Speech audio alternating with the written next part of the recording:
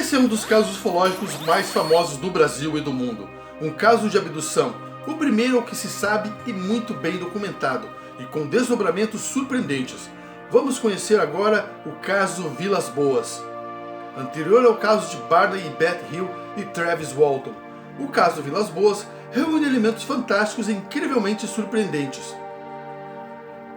E sejam todos muito bem-vindos. Eu sou o Félix Fausto e nós aqui do canal Não É de Barbada convidamos você a descobrir os segredos do controverso, do surpreendente e do extraordinário.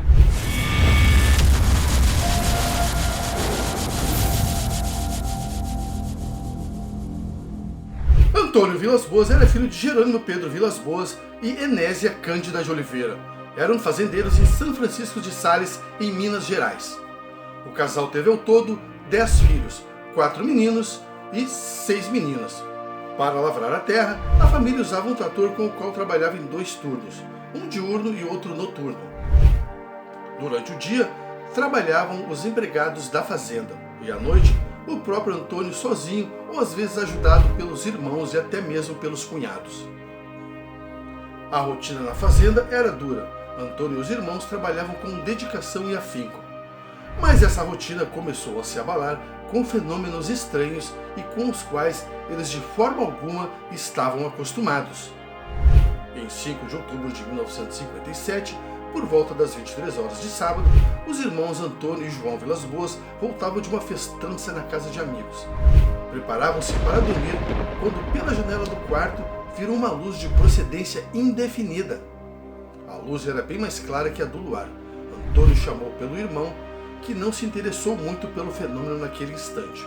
Então ele logo fechou a janela e ambos foram dormir. Mas a curiosidade foi mais forte e pouco depois ele voltou a abrir a janela e a luz continuava lá, inalterada. Até que subitamente ela se deslocou numa velocidade anormal em direção à janela. Antônio fechou a janela com tanta força que acabou acordando o irmão. E ambos ficaram observando na proteção do quarto as estranhas evoluções daquela luminescência. A luz subiu então em direção ao telhado da casa, iluminando tudo através das frestas, e depois sumiu em direção ao céu. Em 14 de outubro, houve um segundo incidente que ocorreu por volta das 21h30. Naquela ocasião, Antônio trabalhava com um trator em companhia do irmão José. Subitamente, eles avistaram na ponta norte do campo uma luz muito clara e vermelha. A luz era penetrante a ponto de fazer doer as vistas. Ao observarem melhor, conseguiram distinguir algo dentro da luz, mas não conseguiram precisar exatamente o que era, pois aquilo ofuscava-lhes a visão. Curioso, Antônio tentou aproximar-se, mas a luz tomava distância toda vez que ele tentava isso. Então a luz emitiu alguns raios e sumiu como se nunca houvesse existido, deixando ali Antônio e José perplexo com o que havia acontecido. Afinal de contas, eles não sabiam explicar exatamente o que estava acontecendo naqueles últimos dias. Todo aquele mistério, toda aquela coisa fantástica que estava mudando de vez a rotina da fazenda. Mas sendo um homem endurecido pela lida e pelas atividades diárias da fazenda, Antônio acabou não dando muita importância aos fenômenos que aconteceram. Embora o mundo já soubesse dos incidentes em Roswell e os avistamentos de Kenneth Arnold, certamente esses fatos não tinham muita relevância no mundo de Antônio Vilas Boas. Mas foi na madrugada de 16 de outubro de 1957 que esses fenômenos ganharam importância na vida de Antônio.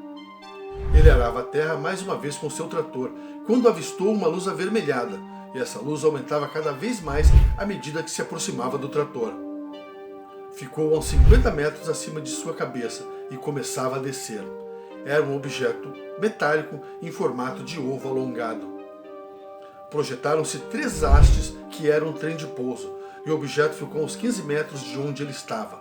Desesperado, Antônio ligou o trator, mas este não funcionava. Havia entrado em pane. Ele pulou do trator e tentou correr, mas antes que pudesse chegar até a fazenda, um ser que não chegava à altura dos seus ombros o segurou. Conseguiu com muito esforço se desvencilhar da criatura, mas outras 2 mais apareceram e o dominaram. Aos 23 anos de idade, Antônio era um jovem forte e robusto, mas ainda assim não conseguiu se livrar dos seus captores. As criaturas o seguraram pelos braços e pernas e o levaram para o interior da nave. Antônio disse que eles tinham 1,57 de altura e vestiam roupas estranhas. Seu relato é muito minucioso para parecer fruto de uma mente fértil e fantasiosa, tão rico em informações quanto o caso Rio. E vocês sabem o que foi o caso Rio? O caso Rio, também conhecido como o Incidente Zeta Reticuli, foi a abdução sofrida pelo casal Barney e Beth Hill no ano de 1961. O casal retornava de carro de uma viagem a Quebec quando foram sequestrados por um OVNI. É um caso que, sem dúvida, vamos falar num futuro programa aqui no canal. É realmente bem interessante. Agora, vamos voltar ao nosso relato do caso Vilas Boas. Já dentro da nave, Antônio pôde observar melhor seus ocupantes. Segundo ele, os humanoides usavam macacões colantes de um tecido bem grosso e macio. Em alguns pontos, esses uniformes tinham tiras pretas que pareciam estar coladas neles. Usavam um capacete da mesma cor cinza dos macacões. Nos capacetes haviam aberturas para os olhos, protegidos por uma espécie de óculos redondo. Antônio Vilas Boas foi despido e teve seu corpo untado com um líquido oleoso que, segundo ele, não deixava a pele gordurosa, mas lhe passaram esse estranho líquido dos pés à cabeça. Foi levado por 2 desses seres para uma outra sala, onde outros 2 seres trouxeram um objeto que parecia um cálice com 2 tubos flexíveis. Numa das pontas desses tubos havia uma embocadura na forma de ventosa que foi colocada na parte de baixo do queixo de Antônio. Ele sentiu um formigamento no local e percebeu que seu sangue era retirado naquele momento. O sangue foi coletado no objeto em forma de cálice, repetindo a sangria até encher esse cálice, deixando-lhe sozinho na sala que se encheu de uma fumaça de um cheiro desagradável e sufocante. Antônio vomitou generosamente, teve um breve desmaio e, quando acordou, viu que não estava sozinho na sala. Para seu espanto, surgiu uma mulher totalmente despida. Ela era de pequena estatura e tinha os cabelos platinados. Os cabelos caíam à altura da nuca e tinham as pontas viradas para dentro. Tinha grandes olhos azuis amendoados. Os pelos das axilas e do pubis eram avermelhados. A humanoide se aproximou e começou a se esfregar nele. Tiveram relações sexuais. Antônio, em seus relatos, sempre demonstrou um certo incômodo em falar sobre isso. No fim do ato sexual, a mulher aparentava cansaço. A mulher rejeitou uma segunda investida de Antônio, afastando-se dele. 2 dos humanoides entraram na sala e levaram a mulher embora, mas antes de sair, ela sorriu para Antônio, apontou o dedo para a própria barriga e depois apontou para o alto. Entenda-se que com este gesto, a fecundação geraria um bebê que seria levado para as estrelas. Os humanoides voltaram com suas roupas. Antônio discretamente tentou furtar um objeto da nave, mas eles perceberam e tiraram o objeto dele, uma caixa metálica.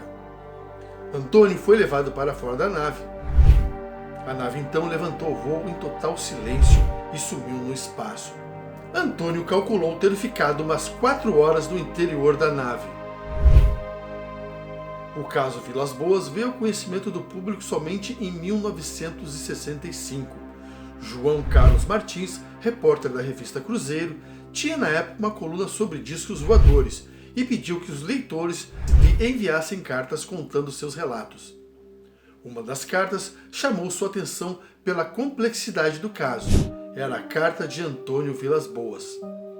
A carta desse rapaz era tão incrível que o repórter enviou ajuda financeira para que ele viesse ao Rio de Janeiro para contar tudo o que havia acontecido. O encontro com Martins foi marcado e ele sentiu Vilas Boas um tanto relutante, talvez com medo de alguma atitude preconceituosa referente ao seu relato. No fim das contas, Vilas Boas encontrou em Martins alguém que pudesse confiar sua surpreendente história, e entre os profissionais que analisaram o caso, Martins destacou o trabalho do médico Olavo T. Fontes e mais um oficial não identificado do Serviço de Inteligência do Exército Brasileiro, que deram início a uma investigação científica seguindo parâmetros que procuravam excluir qualquer observação errônea do caso. A investigação toda vinha sendo levada em segredo, até que por conta de um vazamento de informações, que foi captado pelo ufologista Walter Buehler, da revista Flying Saucer Review. Este resolveu fazer uma investigação por conta própria. Depois disso, João Carlos Martins veio a publicar tudo na primeira versão espanhola da revista O Cruzeiro, e a versão completa saiu em 1969 no livro Os Humanoides. Depois disso, o caso ganhou grande repercussão e ainda é considerado um dos casos mais impressionantes de abdução da história de ufologia. Lembrando que houveram mais dois casos, o caso Hill e o caso Travis Walton, que certamente falaremos mais tarde sobre isso aí. Mas o que foi o caso Travis Walton? Travis Walton era um madeireiro americano que no dia 5 de novembro de 1975, numa quarta-feira, ao voltar para casa com os colegas de trabalho, deparou-se com um OVNI. Travis saltou do carro e foi olhar de perto o objeto, e à vista de todos, Travis foi abduzido. Esteve sumido por dias até ser encontrado novamente. Mas voltando ao assunto principal, a saúde de Antônio jamais voltou a ser a mesma.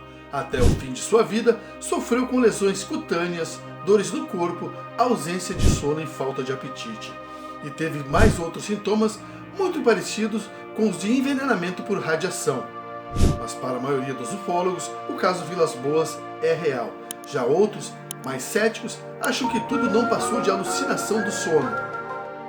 Mas esse caso teve um desdobramento inusitado. Em 1978, um ex-agente da CIA, Bosko Nedeljkovic, nascido na Sérvia, revelou ao ufologista Rich Reynolds que o que aconteceu com Vilas Boas foi uma experiência da Operação Miragem, uma ramificação do projeto MK Ultra que estava sendo levado a cabo na América do Sul. E você sabe o que foi o projeto MK Ultra? O projeto MK Ultra foi um programa de experiências ilegais em humanos da CIA. Foi idealizado por Sidney Gottlieb em 1950. O objetivo deste programa era o de controle mental e obter informações e confissões usadas todos os tipos de drogas psicoativas. Bosko disse que borrifaram alucinógenos em Vilas Boas para que ele acreditasse estar sendo abduzido. A nave não passava de um helicóptero modificado. Muito provavelmente se tratava de um dos lendários helicópteros negros. Os helicópteros negros fazem parte de uma teoria conspiratória que alega que vítimas de abdução e contatados pelo fenômeno OVNI são constantemente seguidos por essas aeronaves. Os helicópteros negros geralmente não fazem som algum e têm tecnologia de camuflagem eletrônica, tecnologia extraterrestre, segundo alguns teóricos. Esses helicópteros muitas vezes foram observados logo após algum fenômeno OVNI ser relatado.